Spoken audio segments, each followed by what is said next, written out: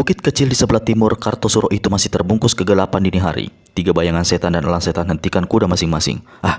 Sudah 3 kali kita mengitari bukit ini. Jarod Amper tidak kelihatan di mata hidungnya, berkata tiga bayangan setan. Elang setan pocongkan mulut sambil letakkan tongkat besi milik Tubagus Kasatama yang diambilnya. Dia balas berkata, memang aneh. Dia menyuruh kita datang.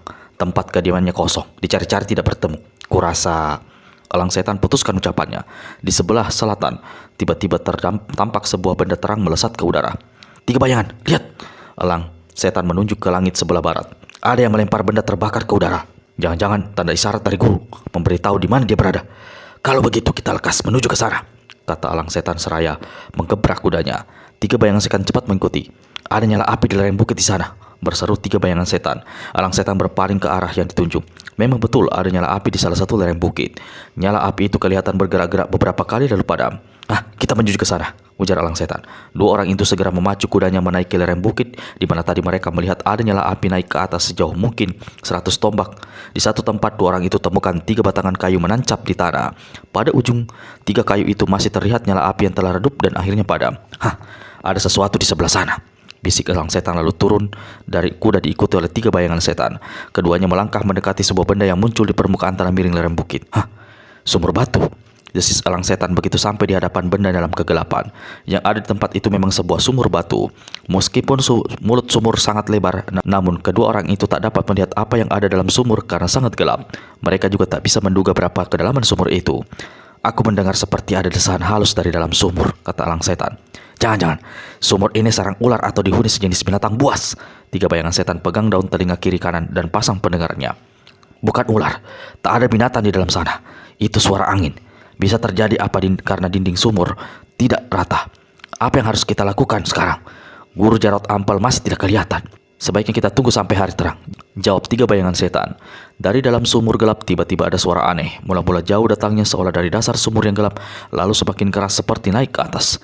3 bayangan, kau dengar suara itu? Jangan-jangan sumur ini dihuni setan hantu belantara. Kedengarannya seperti suara orang membaca mantra, bisik 3 bayangan setan yang diam-diam merasa tercekat, tapi tetap senang dan penuh waspada. Dia berbisik, sisipkan pukulan untuk menghantam jika bahaya tiba-tiba muncul. Suara meracau seperti orang membaca mantra itu semakin keras, tambah keras, lalu tiba-tiba lenyap. 3 bayangan setan dan elang setan saling pandang. Selagi mereka tercepat, tiba-tiba ada suara mendesir. Dari dalam sumur muncul sebuah benda. Ketika 2 orang ini memperhatikan, ternyata yang muncul adalah satu kepala manusia berambut putih riap-riapan. Lalu kelihatan satu wajah pucat sangat tua, penuh keriputan.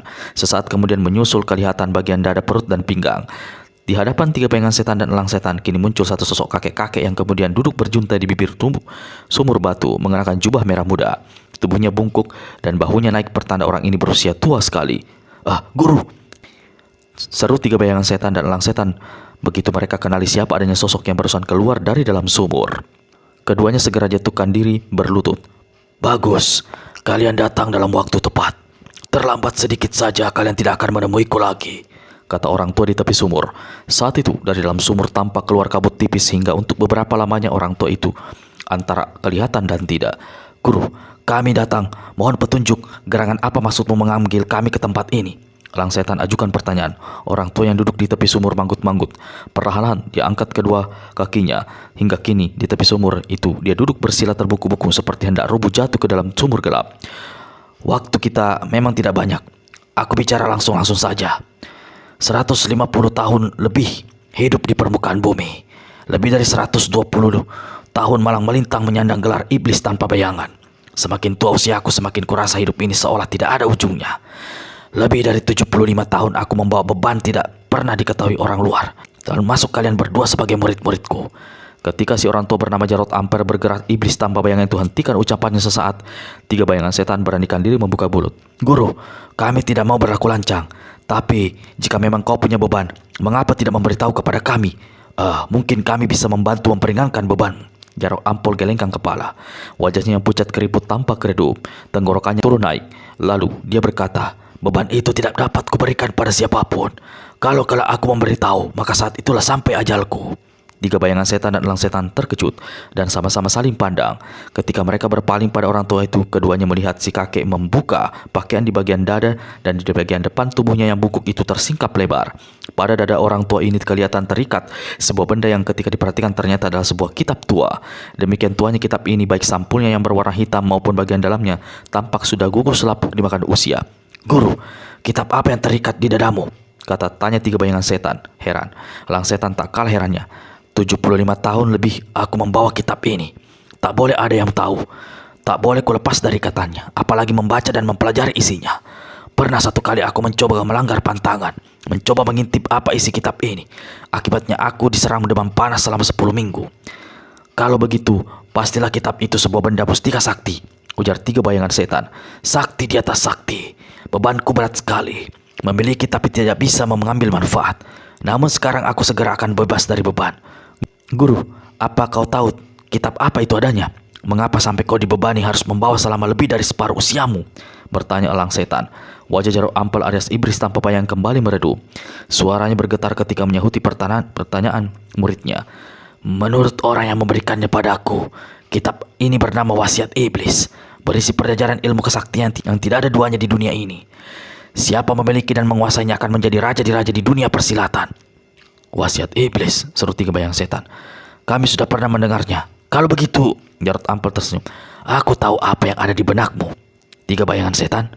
Dan kau juga saudaramu itu tiba-tiba punya maksud ingin memiliki kitab ini." "Betul," si orang tua geleng-gelengkan kepala. "Suratan mengatakan bahwa hanya satu manusia yang boleh memiliki dan sekaligus mempelajari isinya. Manusia itu akan datang sebelum 100 hari dari setelah kematianku." "Manusia itu siapa, Guru?" tanya elang setan. "Aku tidak tahu. Petunjuk yang mengatakan bahwa orang itu seorang berkepandaian sangat tinggi, akan muncul 100 hari setelah kematianku, setelah aku mati. Jadi kitab itu akan menjadi milik orang lain. Lah, lalu apa perlunya Guru menyuruh kami datang ke sini?" pertanyaan elang setan bernada tidak enak. "Jangan kalian kecewa.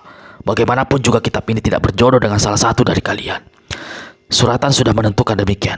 Kalian kusuruh datang kemari karena setelah aku mati, kalian berdua harus menjaga sumur batu ini sampai munculnya orang yang ditakdirkan berjodoh dengan kitab wasiat iblis ini." "Bagaimana kami tahu orangnya?"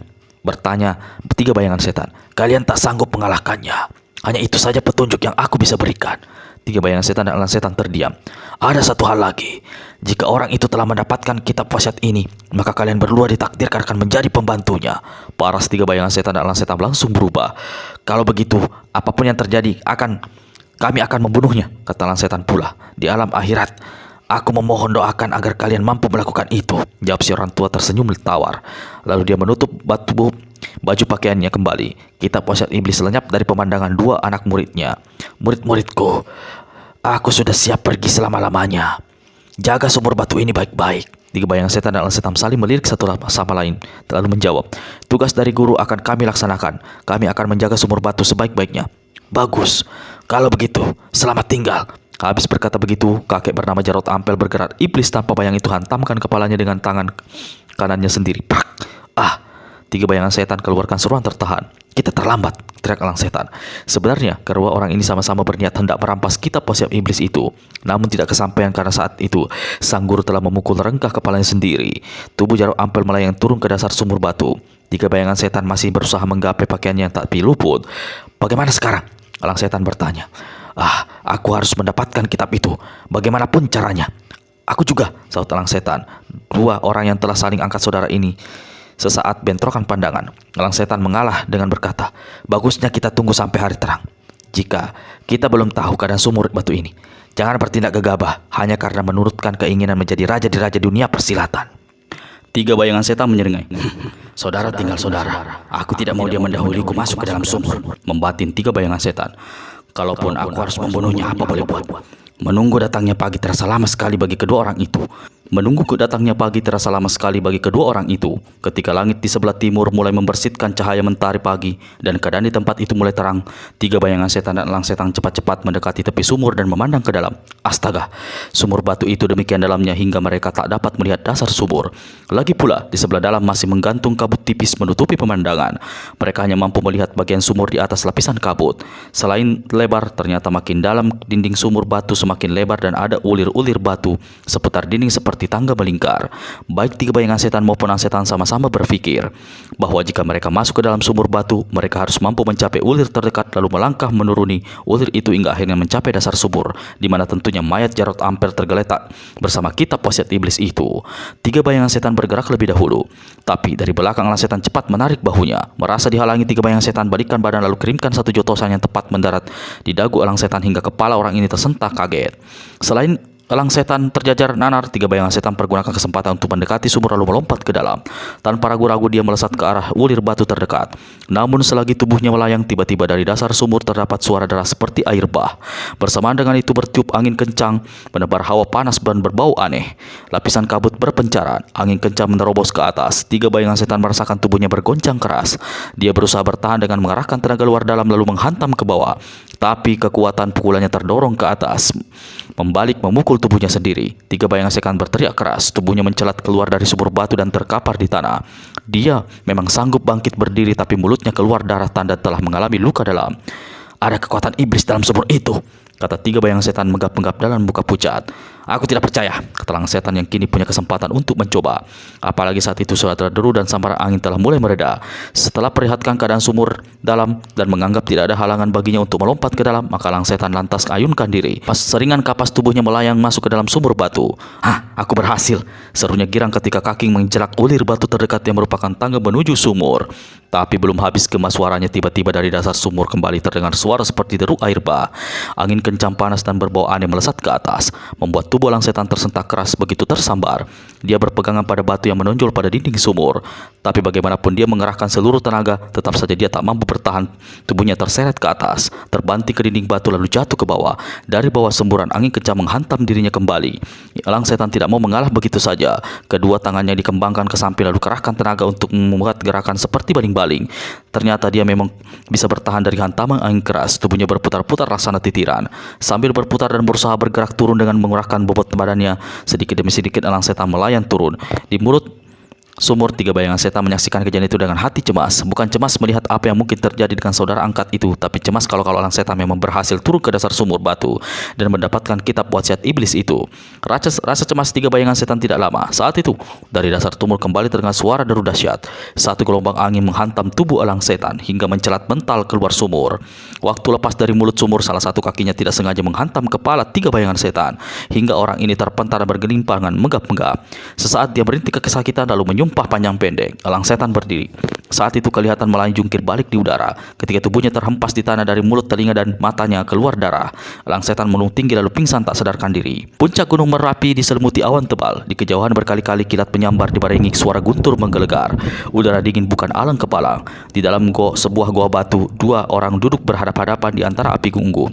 Ada satu keanehan, api unggun tidak dihidupi oleh potongan kayu bakar, melainkan oleh setumpuk batu hitam, hingga api yang berkobar panasnya itu dua kali lebih hebat dari api yang berasal dari kayu biasa.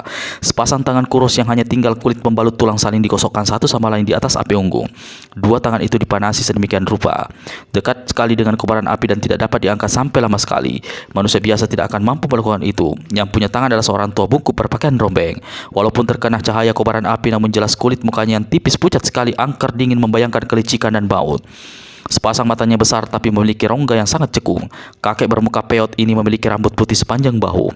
Dalam dunia persilatan dia dikenal dengan julukan si muka bangke alias si setan muka pucat. Di hadapan orang tua berwajah setan itu duduk seorang pemuda berwajah membayangkan kekerasan dan keangkuhan. Sehelai kain merah melilit di keningnya. Rambutnya lebat dan hitam, keningnya tinggi menonjol, dagunya kukuh. Dia mengenakan sehelai mantel hitam yang menutupi hampir sekujur tubuhnya di depan dan belakang. Dialah Pangeran Matahari, musuh besar bebuyutan pendekar kapak maut naga geni 212. Selama bertahun-tahun Pangeran Matahari berusaha membunuh dan menyingkirkan Wiro. Sebegitu jauh maksud kejinya itu tidak pernah kesampaian. Hal ini bukan saja membuat semakin bertumpuknya dendam kesumat dalam diri pemuda ini, tapi juga membuat dia selalu mencari akal bagaimana caranya agar dapat melenyapkan Wiro. Mengenai asal-usul Pangeran Matahari dan siapa adanya orang tua berjuluk si muka bangke alias setan muka pucat, harap bahasa Sriwar Wiro Sabna yang berjuluk Pangeran Matahari dari puncak Merapi. Setelah berdiam diri beberapa lama, akhirnya sang guru membuka mulut dan memecah kesunyian dalam goa yang dipanasi api unggun. Sementara bicara, kedua tangannya terus digosok-gosokkan di atas kobaran api. Muridku, tadi kau bertanya mengapa aku memintamu datang ke puncak Merapi ini. Ada satu hal penting yang akan menentukan hidup masa depanmu. 40 hari yang lalu aku bermimpi. Belum habis sang guru bicara, Pangeran Matahari sudah menyela dengan nada tinggi. Guru, bertahun-tahun kita tidak bertemu. Hari ini kau mengatakan ada sesuatu yang penting. Ternyata kau hendak bicara segala macam mimpi. Kurasa kita hanya menghabiskan waktu percuma saja. Si orang tua berwajah setan menyeringai. Dalam hati dia membatin. Aku suka dengan anak ini. Sejak dulu dia tidak berubah. Masih saja sombong dan bicara angkuh. Meremehkan orang lain sekalipun aku gurunya sendiri. Setelah mendehem beberapa kali, orang tua itu melanjutkan ucapannya. Apa kau lupa dulu? Kalau bukan karena mimpi, aku tidak akan menemukanmu. Ingat ketika gunung api meletus dan aku melihatmu tergantung di atas pohon beringin sementara lahar panas menutupi bumi. Aku tidak pernah melupakan hari malapetaka itu. Aku juga ingat jasamu menyelamatkan diriku. Tapi apakah itu perlu diulang-ulang? Suara Pangeran Matahari tetap tinggi. Orang lain mungkin akan jengkel atau marah melihat sikapnya ini. Tapi sang guru sudah tahu sifat muridnya hanya tersenyum-senyum. Mimpi tidak selamanya kembang tidur. Banyak mimpi yang merupakan petunjuk yang berguna. Aku mendengarkan guru. Coba katakan, apa mimpimu kali ini? Sebelum kejelaskan, aku ingin tahu dulu. Apakah kau masih berniat untuk menyingkirkan pendekar Rosetudо Wiro Sableng, musuh besarmu itu? Mendengar pertanyaan itu, sepasang mata Pangeran Matahari terbuka lebar. Dagunya mengancang dan pelipisnya bergerak-gerak. Si muka bangkai tertawa lebar. Kau tak perlu menjawab. Dari air mukamu, aku tahu memang kau ingin melenyapkan musuh besarmu itu. Nah, sekarang aku tanya. Apa kau pernah mendengar sebuah kitab kuno bernama Wasiat Iblis? Pangeran Matahari anggukkan kepala. Aku pernah berusaha mencarinya, tapi selalu menemui jalan buntu. Hingga akhirnya aku merasa sangsi. Apakah buku yang berisi ilmu dahsyat itu memang benar-benar ada? Kitab itu memang ada, dan aku telah memimpikan kitab itu, muridku. Hah? Pangeran Matahari bermusut maju. Dari balik kobaran api unggun, dia memandangi wajah gurunya lekat-lekat. Apa mimpimu itu, guru? Mimpi memberi petunjuk di mana kitab itu berada. Pangeran Matahari berdiri, memutari perapian lalu duduk di samping si muka bangkai. Guru, harap kau lekas menceritakan mimpimu itu. Selengkap-lengkapnya, jangan ada yang ketinggalan. Seorang tua berjubah dan bersorban hitam muncul dalam mimpiku. Waktu itu aku merasa berada di satu gurun pasir yang sangat panas, yang maha panas. Orang ini tiba-tiba saja muncul dan berkata padaku, sampaikan pesanku pada muridmu terlahir bernama Anom, putra Raja Surakarta dari Ibu R.A. Siti Hingil. Seumur hidupnya selama langit masih dijunjung dan bumi masih dipijak manusia, dia tidak akan sanggup mengalahkan pemuda berjuluk pendekar Rosetudо Wiro Sableng itu, kecuali jika dia menguasai ilmu yang tersimpan dalam kitab Wasiat Iblis. Lalu dalam mimpiku aku bertanya pada orang bersorban hitam itu, apakah dia bisa memberi petunjuk di mana kitab wasiat itu bisa ditemukan? Dia lantas menjawab, pergilah ke lereng barat di sebuah bukit di timur Kartosuro. Di situ ada sebuah sumur tua terbuat dari batu. Di sana sumur tersembunyi kitab wasiat iblis itu. Namun untuk dapat masuk ke dalamnya, muridmu harus mengalahkan 2 orang penjaga sumur yang memiliki kepandaian sangat tinggi. Aku bertanya siapa adanya 2 penjaga sumur itu. Namun orang tua bersorban hitam membalikkan tubuh dan pergi. Saat itu aku sendiri terbangun dari tidur. Lama Pangeran Matahari berdiam diri setelah mendengar penuturan gurunya. Apa yang ada dalam benakmu, muridku? Tanya si sang guru. Si pemuda angkat bahunya. Bagaimana aku bisa memastikan bahwa mimpimu itu bisa menjadi kenyataan? Kau tidak bisa memastikan kalau tidak membuktikan sendiri. Jika kau suka, segera saja berangkat menuju ke tempat yang kuceritakan tadi. Jika tidak suka, perlu apa dituruti? Hanya saja sayang kalau ada orang lain sempat mendahului. Berarti musuh beratmu bertambah 1 lagi. Pangeran Rapalhai ketukkan rahangnya rapat-rapat. Jauh-jauh datang kemari, percuma saja kalau aku tidak coba menyelidik apa mimpi itu benar atau tidak. Padahal Pangeran Matahari bangkit bergerak diri. Guru, aku mohon diri sekarang. Si muka bangkai anggukkan kepala. Makin cepat kau melakukannya makin baik. Aku akan merasa bangga jika kau kelak benar-benar menjadi raja di dunia persilatan. Pangeran Matahari pocongkan mulut. Apa menurutmu saat ini aku belum menguasai dunia persilatan? Si muka bangkai gelengkan kepala. Musuh utamamu si Wiro Sableng itu harus kau lenyapkan. Lalu harus pula kau tentunya basmi tokoh-tokoh silat lainnya, termasuk nenek sakti bernama Sinto Gendeng, guru pendekar Rosetudо. Dapatkan kitab wasiat iblis itu. Dunia berada di tanganmu. Pangeran Matahari menjura 3 kali dengan sikap kaku, karena sebelumnya dia tidak suka melakukan hal ini sekalipun untuk menghormati gurunya. Lalu membalikkan tubuh, tinggalkan gua di puncak Gunung Merapi. Tidak sulit bagi Pangeran Matahari untuk mencari letak sumur batu yang terletak di lereng barat bukit di luar Kartosuro. Bau busuk membimbingnya ke tempat itu.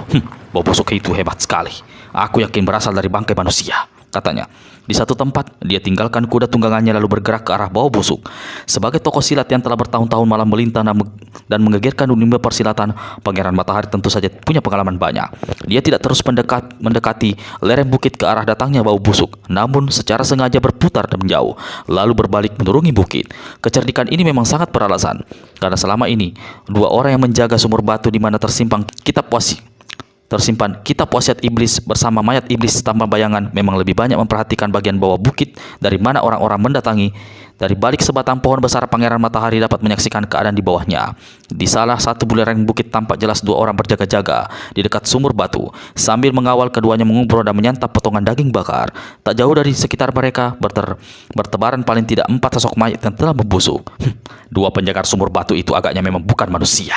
Bagaimana bisa mereka makan enak-enakan sementara mayat bergelimpangan di dekat mereka, menebar bau busuk. Aku saja yang ada di sini mau terbongkar rasanya isi perutku, membatin Pangeran Matahari.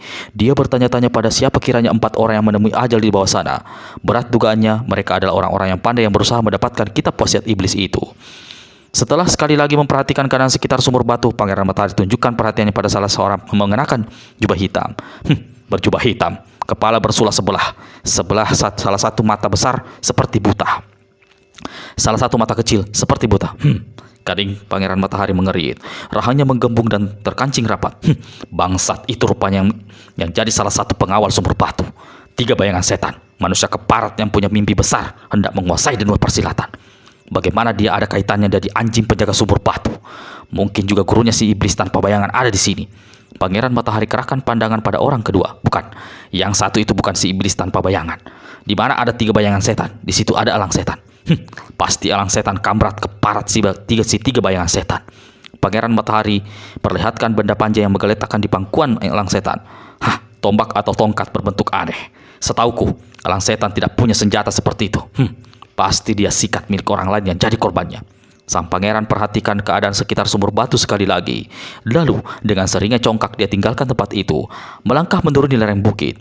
Di tepi sumur batu, 3 bayangan setan dan elang setan sedang asik menyantap daging panggang kelinci hutan yang memang banyak terdapat di bukit itu. Dengan mulut masih penuh tangan, elang setan berkata, lebih dari 70 hari kita sudah mendekam di tempat ini. Menunggu sampai 30 hari lagi cukup lama. Bagaimana kalau orang yang dimaksud guru tidak muncul? Apa yang kau pikirkan itu sudah ada dalam benakku sejak lama. Aku mencari akal bagaimana caranya bisa masuk ke dalam sumur ini, lalu mengambil kitab sakti itu. Tapi rasa-rasanya sulit. Berarti kita harus meminjam tangan orang lain.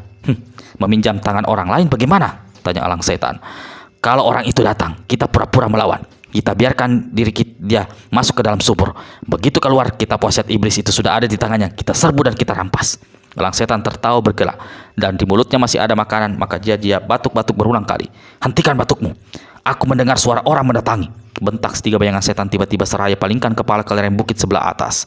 Baru saja 3 bayangan setan berkata begitu, tiba-tiba di semak belukar lebat di atas mereka terkuak. Sesosok tubuh tinggi bermantal hitam muncul melangkah dan berhenti kira-kira 2 tombak dari sumur batu.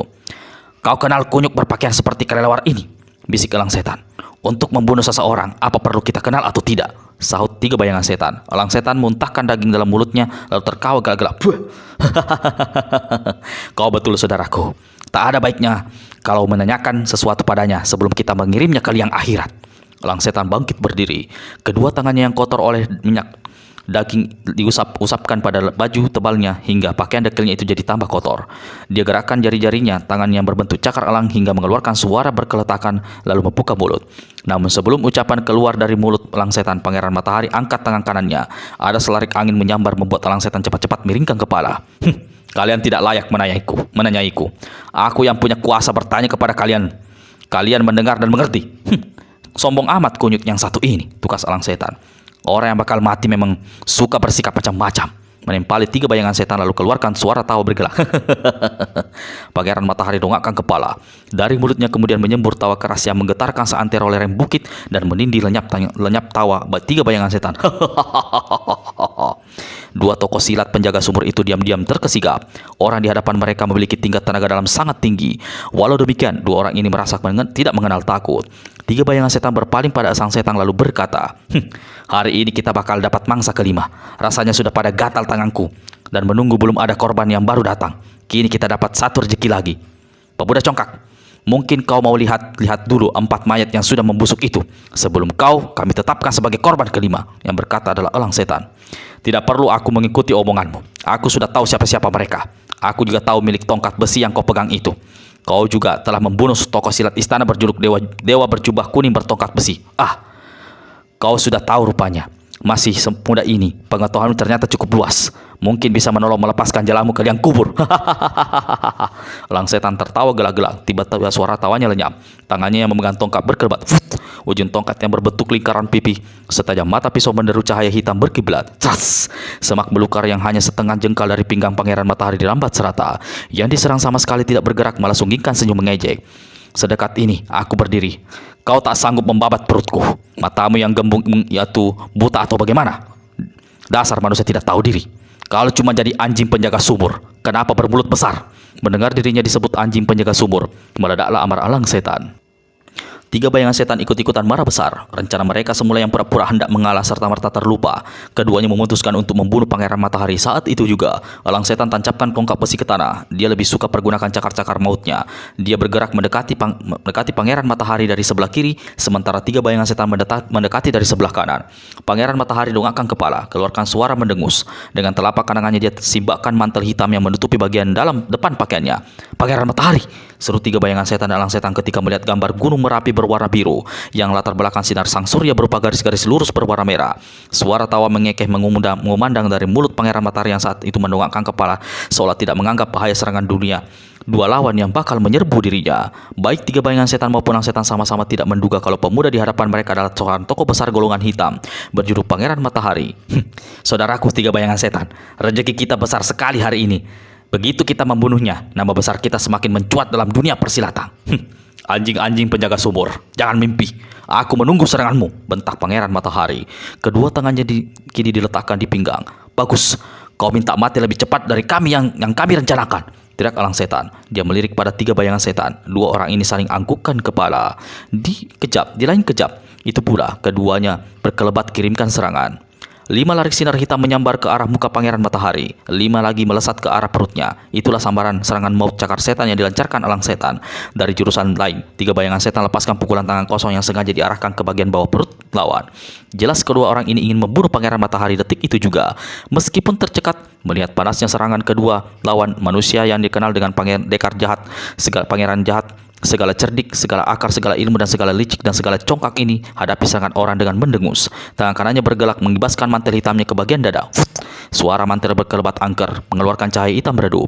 Baik 3 bayangan setan maupun elang setan hanya mendengar suara tapi tidak merasakan adanya sambaran angin keras. Namun dahsyat saat itu keduanya seolah-olah ada satu kekuatan yang tidak terlihat menahan gerakan serangan yang mereka lancarkan. Elang setan kertakan rahan, 3 bayangan setan menggembor keras. Kedua orang ini lipat gandakan kekuatan tenaga dalam lalu merangsak ke depan. Tapi semakin mereka mengerahkan kekuatan, semakin dahsyat kekuatan tak terlihat menghadang. Malah kini kekuatan itu mulai bergerak, menindih gerak serangan mereka. 2 orang ini berusaha bertahan, tak ada gunanya. Ketika Pangeran Matahari kibaskan mantel hitam ke belakang, 2 penyerang berseru keras dan terbanting ke tanah. Pangeran Matahari dongakkan kepala lalu tertawa mengekeh. Tanpa peduli pada 2 orang yang berkeletakan di tanah, dia melangkah mendekati sumur batu. Kami belum kalah, teriak elang setan lalu tubuhnya melesat ke udara. Jangan harap kau bisa mendapatkan kitab sakti itu, bentak 3 bayangan setan. Tubuhnya yang terkapar di tanah juga melesat ke atas. Dari atas 2 orang murid iblis tanpa bayangan ini menyerbu lagi. Keduanya sama-sama mengarah kepada Pangeran Matahari. Sebelum cakar-cakar setan bergerak, 10 sinar hitam dan merah lebih dahulu menggebu. 3 bayangan setan hantamkan 2 pukulan sekaligus untuk mengepruk pecah kepala Pangeran Matahari. Pangeran Matahari hentikan langkahnya, kedua lututnya ditekuk, 2 tangannya di atas melesat ke atas. Terdengar suara bergedebukan beberapa kali lalu 6 pasang lengan saling beradu. 3 bayangan setan dan elang setan kembali berkaparan di tanah. Sementara elang setan masih menggeliat-geliat, 3 bayangan setan sudah melesat dan berdiri ke hadapan Pangeran Matahari. Kalau elang setan kelihatan bengkak merah 2 lengannya, maka 3 bayangan setan tidak cedera sedikit pun. Hal ini tidak lepas dari perhatian Pangeran Matahari. Dalam hati dia berucap, ternyata dia memang tahan terhadap pukulan. Aku harus berlaku hati-hati terhadap yang satu ini. Apa kau sudah siap menghadapi saat kematianmu, Pangeran Matahari? Kertak 3 bayangan setan. Setan jelek. Dari tadi hanya mulutmu saja yang besar. Aku siap mengganggu kematian. Ayo, aku mau lihat kau hendak melakukan apa. Pangeran Matahari lengkapkan kedua kakinya, tegak menunggu sambil bertolak pinggang. Di sebelah belakang sana, elang setan setelah bangkit berdiri dan siap lancarkan serangan. Kumis dan bewok tiga bayangan setan seperti berjingkrak. Matanya sebelah kanan yang besar bergerak, merah bergerak-gerak. Kedua tangannya dipentangkan ke depan dengan jari-jari terkepal, mulutnya komat kamit. Tiba-tiba dua kepalanya diadu satu sama lain. Bersamaan dengan itu dia berteriak, "Bunuh!" Tiga guratan di kepala di kening.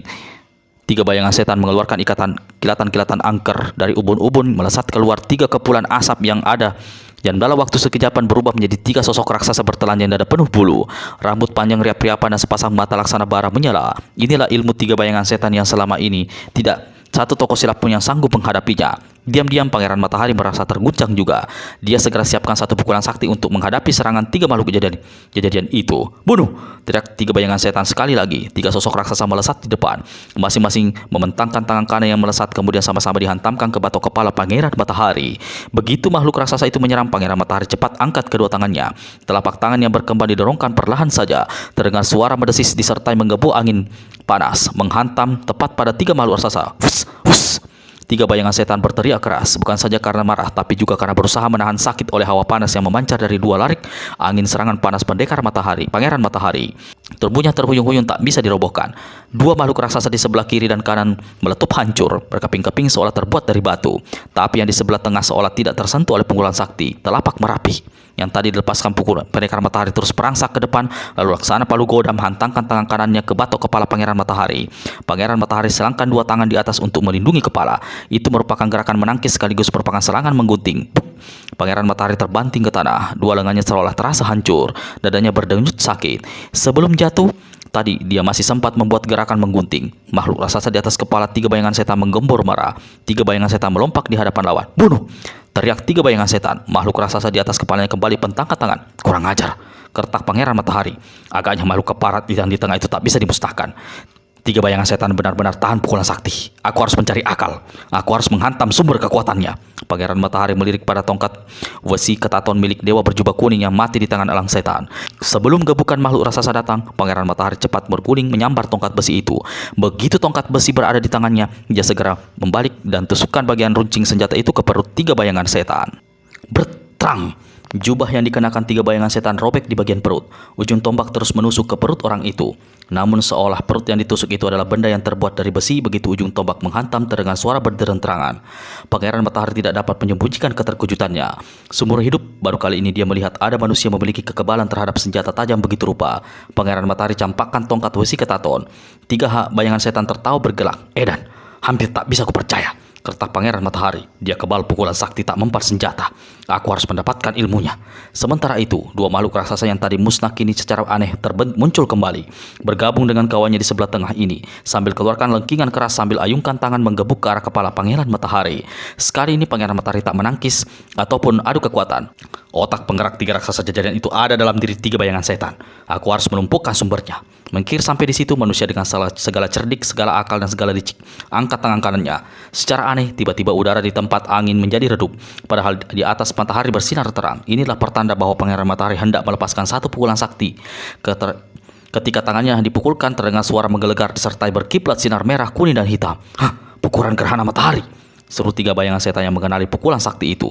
Siapa takut? Kalau kau punya 10 ilmu seperti itu, keluarkan saja sekaligus." Pangeran Matahari merutuk dalam hati, namun dia maklum kesaktian yang dimiliki lawan membuat dia sanggup menghadapi pukulan maut yang sangat ditakuti di rimba persilatan itu. Bagi Pangeran Matahari sendiri, sebenarnya tak perlu gusar mendengar ejekan lawan, karena pukulan sakti yang dilepaskannya itu sengaja untuk membagi perhatian tiga bayangan setan. Ketika lawan berkelit sambil berteriak "bunuh", Pangeran Matahari cepat jatuhkan diri berguling di tanah. Ketika berdiri lagi, tahu-tahu dia sudah berada di belakang sosok tiga bayangan setan. Dua jari telunjuknya bekerja. Tiga bayangan setan meraung keras. "Bangsat licik, curang pengecut, lepaskan diriku!" Tiga bayangan setan hanya mampu berteriak, menggerakkan kaki tapi sama sekali tidak dapat menggerakkan tangan ataupun kepala. Pangeran Matahari telah menotok urat besarnya di dua tempat pangkal leher punggung.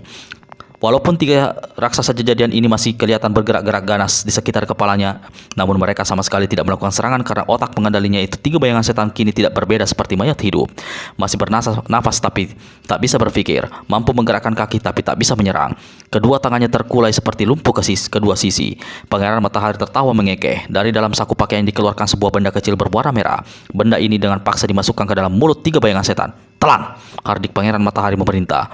Ketika tiga bayangan setan tidak mau melakukan, malah hendak memuntahkan benda dalam mulut itu, Pangeran Matahari pukul tengkuknya hingga tiga bayangan setan tercekik dan terpaksa menahan benda yang ada dalam mulutnya.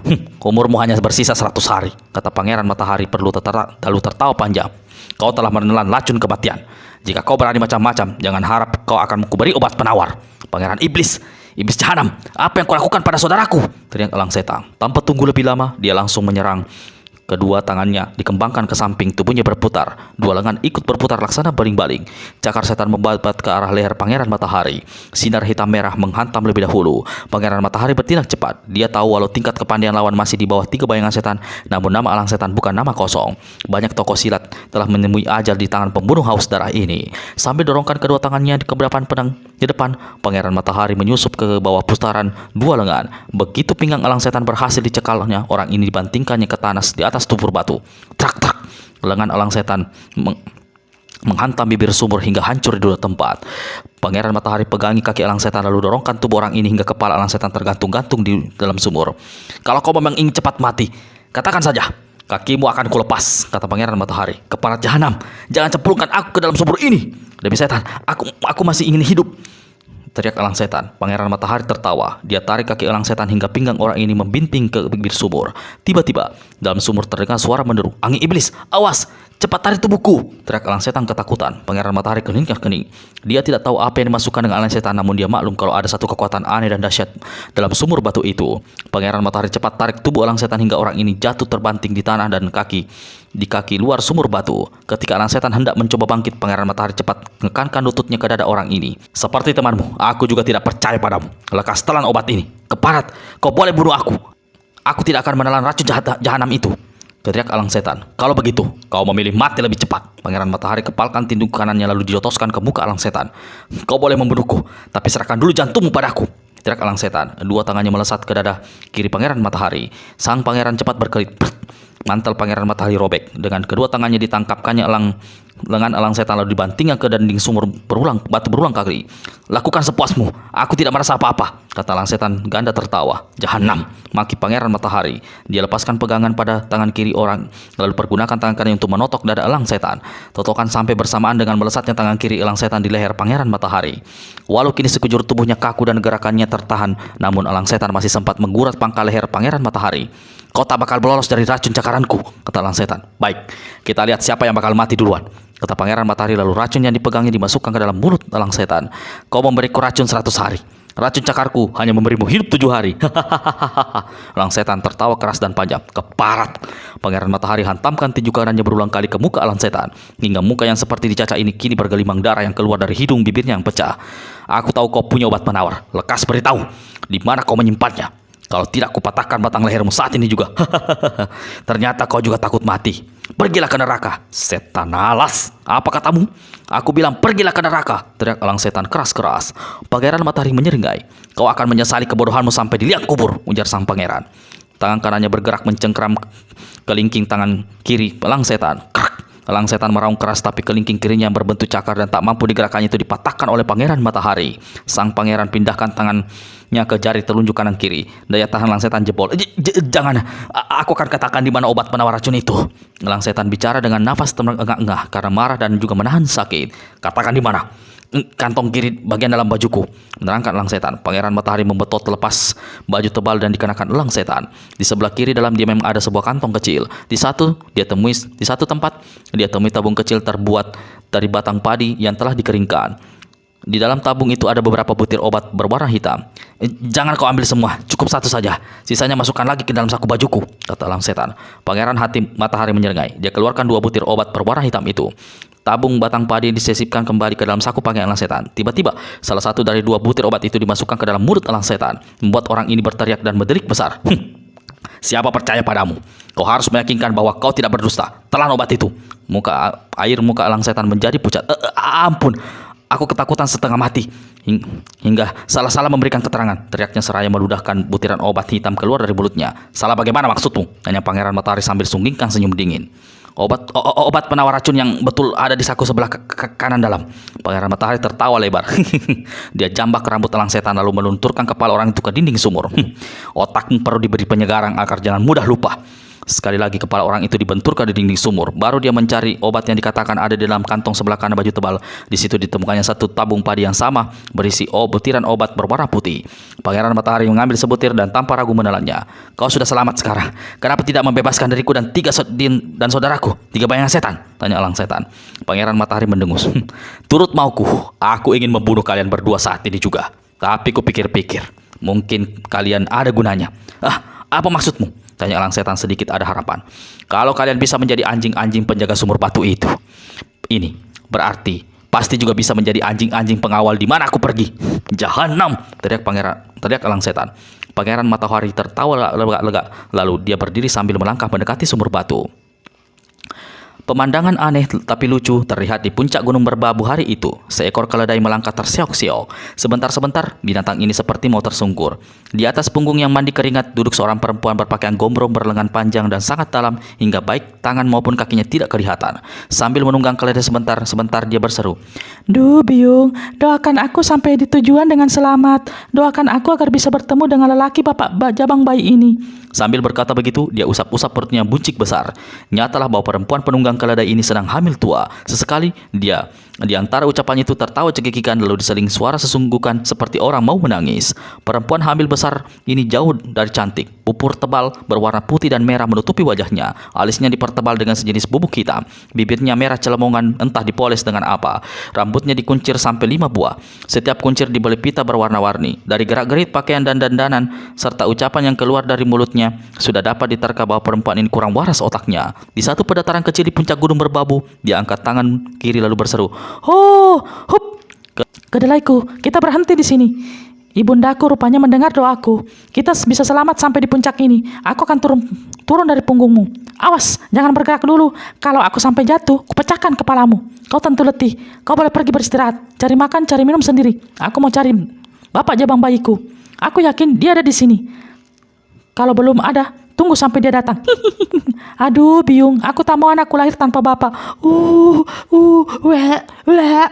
Aduh, Biung, aku mau muntah. Hamilnya sudah besar kok muntahnya baru sekarang. Turun dari atas keledai, perempuan hamil itu kembali usap-usap perutnya yang gendut sambil memandang berkeliling. Sepi, sunyi, suara angin pun tidak kelihatan. Jangankan manusia, lalat atau kecoak pun juga tidak kelihatan. Di mana bapak jabang bayiku? Perempuan hamil itu kembali memperhatikan keadaan sekelilingnya. Tidak percaya, Biung. Aku tidak percaya kalau di tempat ini tidak ada penghuninya. Pasti ada. Sana. Di sana aku lihat ada bangunan. Mungkin bapak anakku ada di situ. Kalau bertemu, awas dia. Enak saja dia membuatku hamil lalu kabur. Akan kupintir kepalanya bagi atas bawah. Maksudku kepalanya. Kepala yang mana ya? Sambil pegangi perutnya, perempuan hamil itu melangkah tertati-tati menuju ke sebuah bangunan kayu terletak di ujung pendataran kecil. Belum sempat dia mendekati bangunan, tiba-tiba di atas bangunan melayang satu bayangan hitam.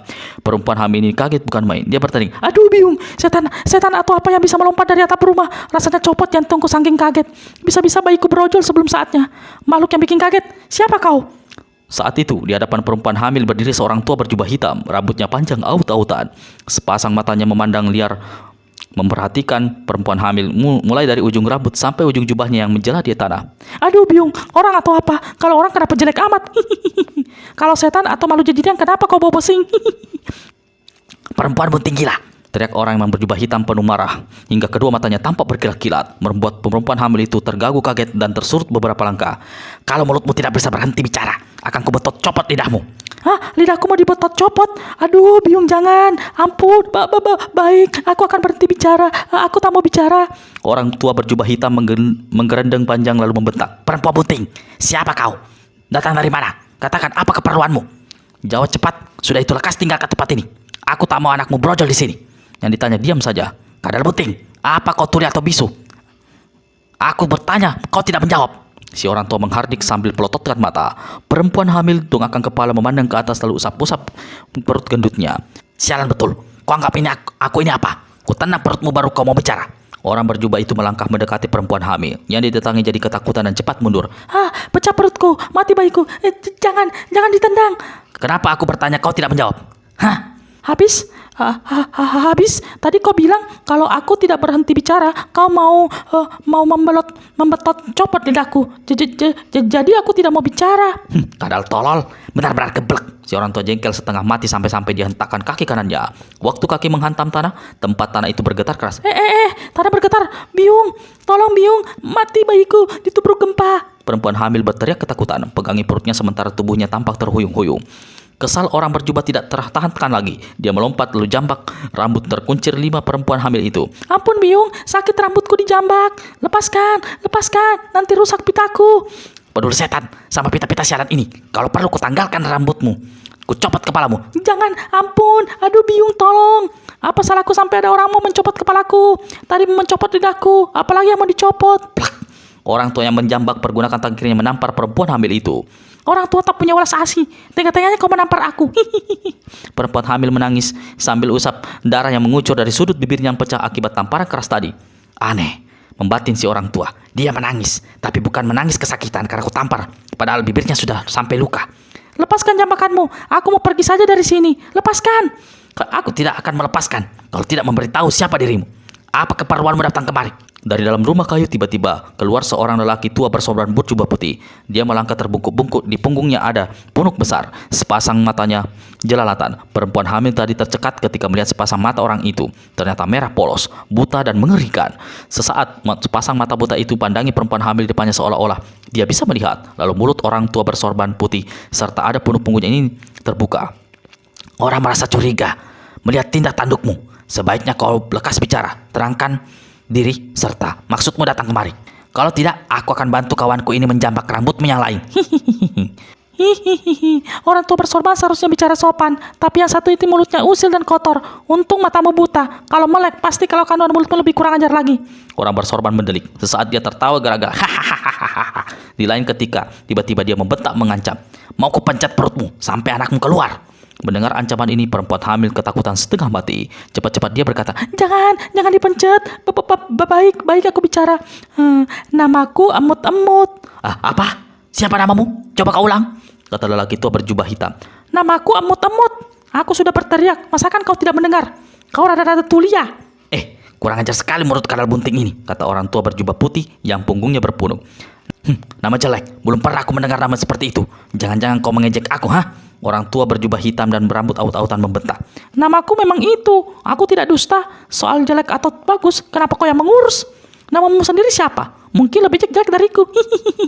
Oh, memang perempuan sialan. Orang tua yang menjambak kembali hendak menampar. Kali ini perempuan hamil itu pergunakan kedua tangannya untuk melindungi muka dan kepalanya, membuat si orang tua batalkan niatnya untuk menampar. Kau tidak mau bilang namamu? Pasti memang namamu lebih jelek dariku. Betul kan? Si jubah hitam keluarkan suara menggerenggang saking marahnya. Bilang cepat, apa keperluanmu dapat datang ke puncak kurung merbabu ini? Atau kupelintir kepalamu saat ini juga? Aduh Buyung, bagaimana ini? Tadi kau mau copot lidahku, mau copot kepalaku, sekarang mau memuntir. Apa kau kira kepalaku buah kelapa? Orang yang menjambak kepalkan tinju. Pukulannya diarahkan pada perut. Tobat Biung, jangan dipukul. Aku akan bilang, aku kemari mencari bapak bayiku. Kata perempuan hamil mengaku bernama Emut-Emut. Mencari bapak bayimu. Orang berjubah hitam tanpa heran besar. Orang yang juga kawannya si mata buta merah yang bersorban dan berpunung. Perempuan geblek. Kalau mau bicara dan berbuat gila, jangan di tempat ini. Bentak orang tua bersorban. Bagaimana kalian ini? Kalian bertanya memaksa. Aku sudah katakan maksudku datang kemari. Sekarang kalian bilang aku perempuan geblek. Bicara dan berbuat gila. Siapa yang geblek? Siapa yang gila? Ayo. Emut-Emut tampaknya marah sekali. Dia menyentakkan kepalanya hingga cekalan kedua orang tua bermantel hitam terlepas. Ini membuat orang tua itu terkejut dan berbisik pada temannya. Tadi sikapnya bodoh-bodoh ketakutan. Tapi sekarang dia mampu melepaskan jambakan. Agaknya perempuan bunting ini punya sesuatu tersembunyi. Mendengar bisikan temannya, si buta mata merah yang diam-diam juga meyakini kalau Emut-Emut memiliki kepandaian berusaha membujuk dengan berkata, Emut-Emut, harap maafkan temanku. Dia tidak bermaksud menghinamu. Sudah, aku tidak mau bicara lagi pada kalian. Aku mau duduk di atas batu sana. Aku letih. Tunggu dulu Emut-Emut. Aku bilang, aku tidak mau bicara pada kalian. Kecuali kalau kalian mau memberitahu nama kalian masing-masing. Guman si jubah hitam. Kami tak bisa memberitahu. Kalian tidak jujur. Pasti ada urusan tidak baik di tempat ini. Coba beritahu, siapa kalian berdua adanya? Siapa kami berdua? Tidak perlu kau pertanyakan. Kata lelaki bermata merah dan berpunuk. Begitu. Baik. Kalau kalian tidak mau memberi nama, biar aku yang memberikan. kata umut-umut yang sambil senyum-senyum. Dia memandang dengan ibu jarinya pada lelaki buta, merah, dan bersorban. Kau duluan. Aku beri nama si buta konyol. Kurang tepat. Sudah kau kunamakan saja si onta putih. Kau suka? Kurang ajar. Orang berpunuk kelihatan merah pada wajahnya. Kenapa marah? Setahuku hanya onta yang punya punuk. Kau mengenakan jubah putih dan punya punuk. Jadi onta putih, nama yang betul cocok buatmu. Kecuali kalau kau suka nama si buta konyol. Habis tertawa panjang, emut-emut berpaling pada dan tunggikan ibu jarinya pada di jubah hitam berambut awut-awutan. Ada yang nama bagus untukmu. Kau mau tahu? Aku beri nama si rambut. Itu nama jelek, kurang pantas. Sudah, ku beri saja kau nama si bau pesing. Setan alas. Teriak si jubah hitam, marah sekali. Jangan marah dulu. Itu nama yang sangat cocok buatmu. Kau kusebut begitu karena jubahmu sebelah bawah memang bau pesing. Kalau tidak percaya silahkan cium sendiri. Emut-emut membungkuk hendak memegangi bagian jubah sebelah bawah, tapi dia berseru keras ketika orang tua itu tiba-tiba tendangkan kaki ke arah perutnya. Kejam sekali. Kau hendak membunuh bayi dalam kandunganku. Meski terhuyung-huyung, namun emut-emut masih mengelakkan tendangan tadi. Ketika si bau pesing hendak menyerang lagi kawannya, si onta putih memegang lainnya dan berbisik, "Orang ini aneh. Dia mampu menggerakkan seranganmu.